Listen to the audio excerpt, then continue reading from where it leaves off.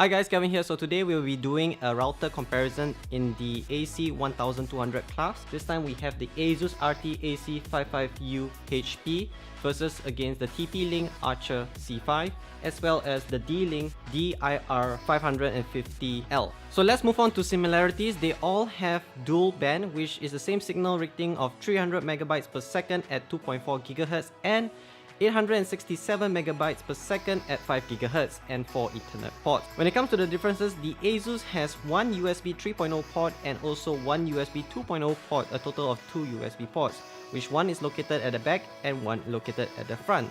The D-Link has a single USB 2.0 port, whereas the TP-Link has two USB 2.0 ports. The Asus has a longer antenna compared to the rest, with the D-Link antenna is built into the shelf of the router, making it look more sleek and nicer looking compared to the other two. With the physical comparison aside, let's move on to actual performance. I'm going to test these routers in my home, which is 3 stories high. We're going to start with the ground floor, first floor, and also the second floor. And I also included a map at the bottom left of the video so you can see the location of the router as we progress each floor. So what I did with the routers is I set all at the same channel and similar settings, and we will get our average reading from there. So let's start off with the ground floor average reading.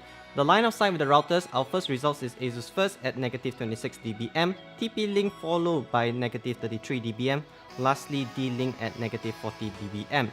Across the hall, Asus is first at negative 37 dBm, followed by D-Link at negative 48 dBm, lastly TP-Link at negative 52 dBm. At the ground floor room, we got Asus first again with negative 49 dBm, followed by TP-Link and D-Link, which have a similar average reading of negative 54 dBm. Moving to the first floor average reading, directly above the routers, the Asus is first at negative 64 dBm, followed by TP-Link at negative 65 dBm, a little bit close right here. Lastly, D-Link at negative 69 dBm. Now at the first floor across the router, Asus is first again with negative 71 dBm, followed by D-Link at negative 73 dBm, quite close here.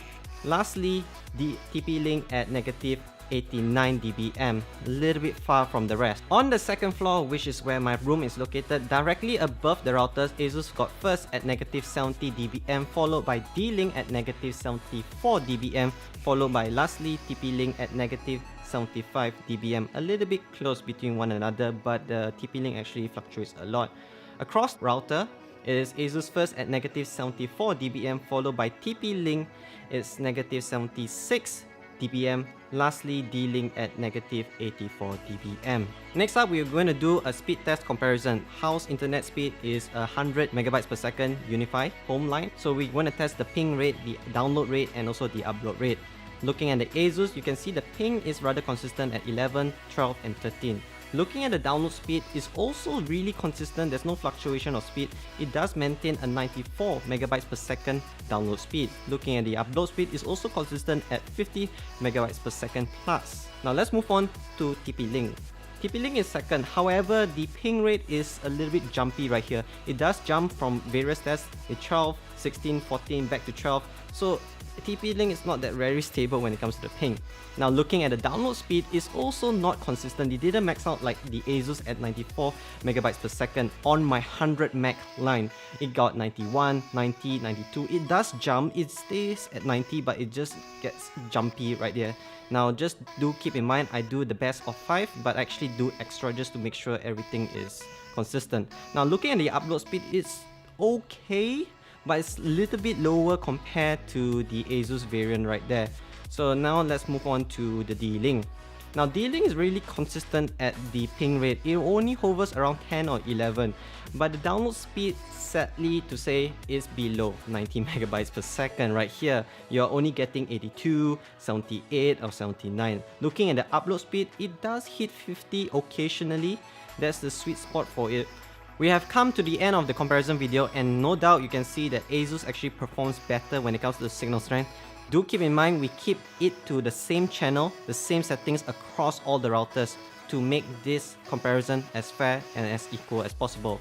And looking at the speed test, you can see that the Asus has a stable ping rate and its download speed is trying to max out at 94 megabytes per second plus and on my 100 meg line.